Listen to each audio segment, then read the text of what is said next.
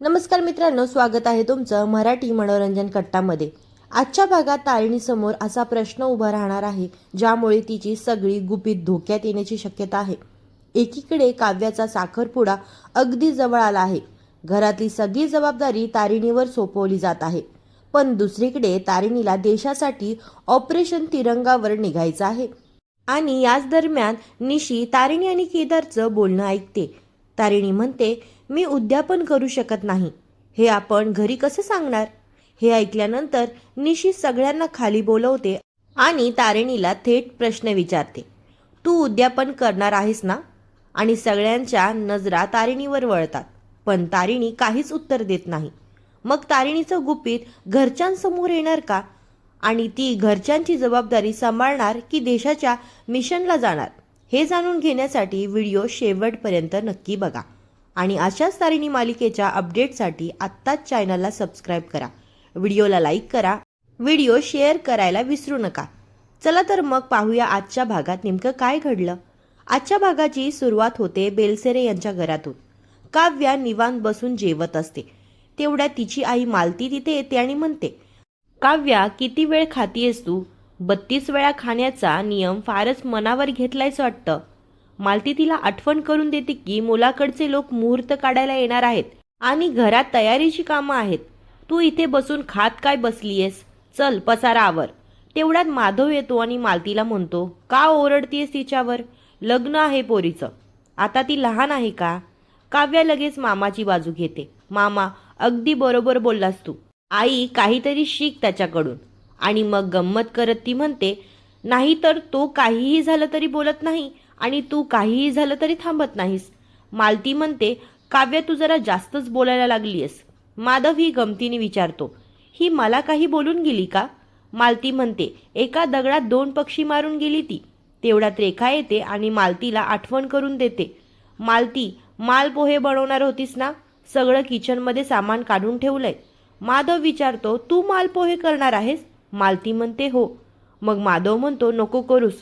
मालतीला आश्चर्य वाटतं, मग पाहुण्यांना काय देणार?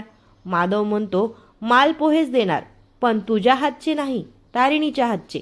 ती येणार आहे ना, तिच्या हाताला खूप छान चव आहे। तेवढ्यात सुमी आजी येते, कोणी मालपोह्याचं नाव काढलं का? मग तारिणीच करेल, ती खूप छान करते। माधव म्हणतो, बहुमत झालेलं आहे, पण रेखाला हे सगळं आवडत नाही।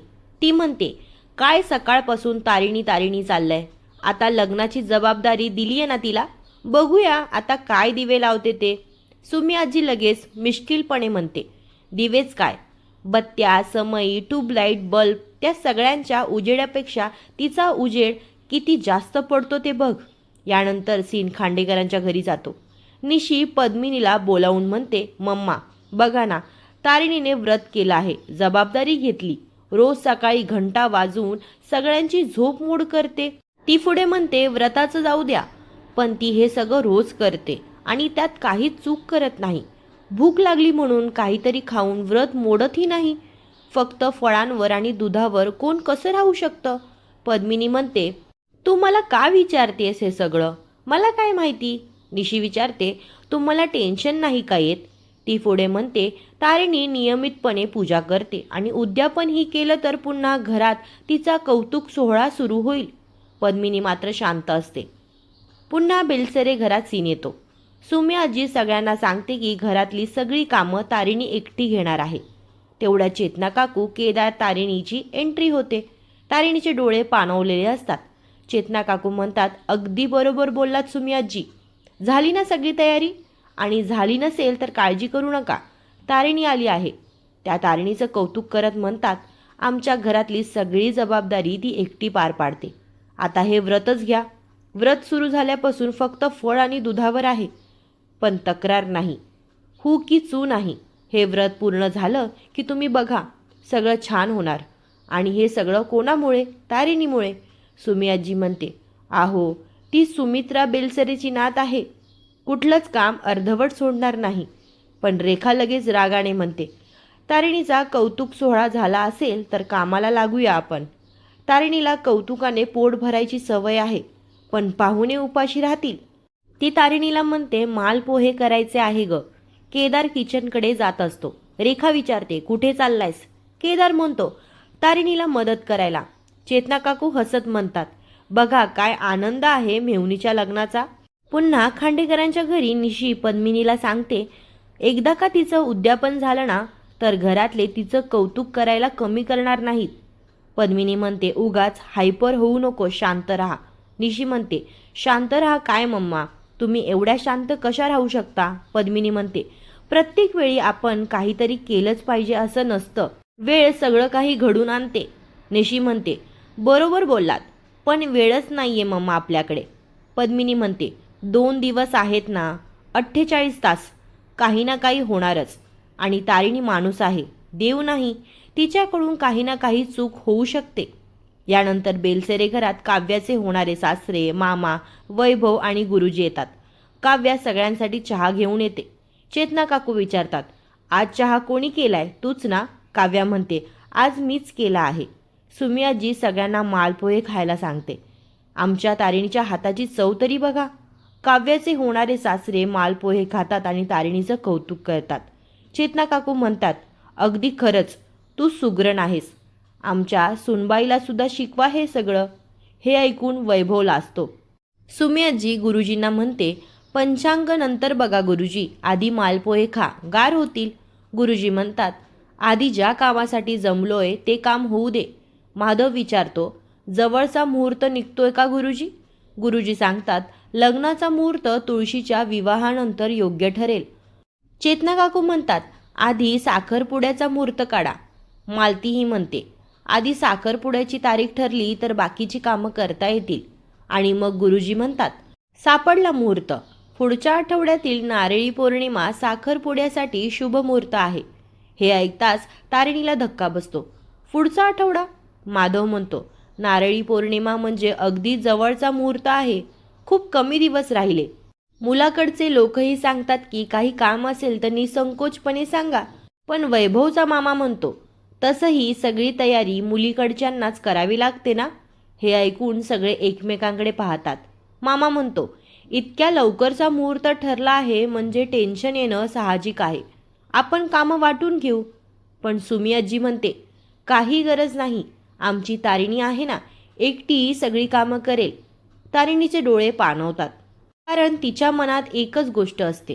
2 दिवसांनी तिला ऑपरेशन तिरंगासाठी निघायचं आहे आणि इथे काव्याचा साखरपुडा अगदी जवळ आला आहे. काव्या तारिणीला मिठी मारते आणि म्हणते, तारिणी ताई, तू हे सगळं छान करशील ना ग? सगळं चेतना काकू म्हणतात तसं होईल ना ग? तू असताना सगळं नीट होईल. तारिणी रडत म्हणते, हो. यानंतर चेतना काकू खांडेकरांच्या घरी येतात. पद्मिनी विचारते, काढला का मुहूर्त? चेतना काकू म्हणतात, हो, नारळी पौर्णिमेला साखरपुडा आणि तुळशी विवाहानंतर लग्न. पद्मिनी म्हणते, खूप लवकर आहे, जमणार आहे का त्यांना? मुलीची बाजू आहे. चेतना काकू म्हणतात, न जमायला काय झालं, तारिणी आहे ना. हे ऐकून पद्मिनीला राग येतो. ती चेतना काकूंना म्हणते, हाच विश्वास एक दिवस घात करणारा ठरेल, लिहून घे. चेतना काकू म्हणतात, असं काही होणार नाही. पद्मिनी म्हणते, एवढं तारिणीवर अवलंबून राहू नकोस, बेजबाबदार मुलगी आहे ती. तिचा बेजबाबदारपणा आपण सगळ्यांनी नीट बघितला आहे. चेतना काकू तारिणीच्या व्रताचं उदाहरण देतात. तिला व्रत करायला सांगितलं नव्हतं, तिने स्वतःहून जबाबदारी घेतली. व्यवस्थितपणे सांभाळते ना. पद्मिनी म्हणते, जबाबदारी घेतली आहे, पण अजून उद्यापन बाकी आहे. उद्यापन नीट झालं नाही तर. पुन्हा बेलसेरे घरात सुमी आजीचा सीन येतो. सुमी आजी म्हणते, खूप कमी दिवस राहिलेत, सगळ्यांनी मिळून काम करायला हवं. रेखा लगेच मध्ये बोलते, सगळ्यांनी कशाला करायचं? तुमची लाडकी नात आहे ना तारिणी, करेल की एकटी. ती पुढे म्हणते, पाहुणे आले तर सांगायचं सगळं माझ्या तारिणीने केलं आणि पाहुणे गेले की सगळी जबाबदारी आमच्यावर. माधव म्हणतो, रेखा, घरातलं कार्य आहे, सगळ्यांचा हातभार लागला पाहिजे.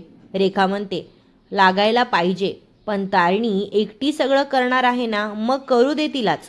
तेवढ्यात केदार म्हणतो, तारिणी कुठे एकटी आहे, तिचा नवरा तिच्यासोबत आहे. तो पुढे म्हणतो, तुम्ही फक्त सांगा काय करायचं आहे. आमंत्रण द्यायचं असेल तर मी आणि तारिणी जाऊन सगळ्यांना आमंत्रण देऊन येऊ. सुमी आजी म्हणते, पुढच्या आठवड्यात नारळी पौर्णिमेला साखरपुडा आहे. सगळी कामं लवकर व्हायला नकोत का? केदार म्हणतो, बरोबर. तुम्ही फक्त सांगा काय करायचं ते. सगळी कामं लगेच करून टाकतो. माधव तारिणीला विचारतो, तारिणी, तुला कमी दिवस राहिले त्याचं टेन्शन आलंय का? तारिणी म्हणते, नाही तसं नाहीये, पण खूप घाई तर होत नाही ना? सुमी आजी म्हणते, तू असं बोलतीयस? एखाद्या कामासाठी वेळ नसेल तर तू 4 युक्त्या लढवून ते काम लवकर कसं होईल याचा विचार करणारी तू, सगळ्या कामात पुढाकार घेणारी तू. रेखा लगेच म्हणते, घ्या, कळलं ना? जबाबदारी घ्यायची वेळ आली की भल्या भल्यांचे हातपाय गळून पडतात. सुमी आजी तिला आवाज कमी करायला सांगते. तारिणी म्हणते, सुमी आजी, मी बेजबाबदार नाहीये ग. सुमी आजी म्हणते, मी तेच म्हणते. तारिणी म्हणते, माझं म्हणणं होतं की काव्यालाही तयारी करायला थोडा वेळ हवा ना. माधव सांगतो, तू काव्याचा विचार करू नकोस. मालती आणि काव्याने आधीच तयारी सुरू केली आहे. उद्यापर्यंत काव्याची बॅग तयार ठेवतील. सुमी आजी म्हणते, मालतीचा आनंद बघून मला खूप बरं वाटतंय. मग माधव म्हणतो, तुला आनंद होतोय, पण मला टेन्शन होतंय. तारिणी, तू जरा मालती आणि काव्याकडे लक्ष दे ग. नाहीतर दोघी काम सुरू केलं की त्यांच्यामध्ये सारखे भांडण होत राहतील. सुमी आजी हसून म्हणते, आई आणि मुलीचं नातं मैत्रिणीसारखं असतं. माझं आणि मालतीचंही नाही का भांडण होत? आणि तशीच भांडणं त्या दोघींमध्ये झाली तर काय हरकत आहे? उद्या पाठवणी करताना त्याच मालतीच्या डोळ्यातून सगळे रुसवे फुगवे वाहायला लागतील. मग माधव भाऊक होऊन म्हणतो, आपल्या मालतीचं जग काव्याच्या भोवतीच आहे. उद्या काव्या सासरी गेली की मालती स्वतःला कशी सांभाळणार याचं मला टेन्शन आहे. सुमी आजी म्हणते, आपण सांभाळू, पण आता काव्याला कामं आठवायला पाहिजे. सुमी आजी तारिणीला आत घेऊन जाते. कपाटातून एक नेकलेस काढून म्हणते, हा काव्यासाठी सेट केला आहे.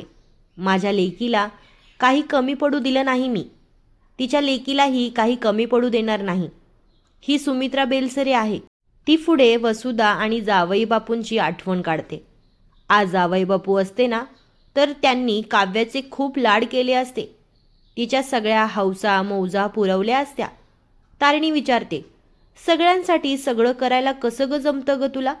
सुमी आजी म्हणते, माझ्या नातीला नाही जमत असं कोणी सांगितलं?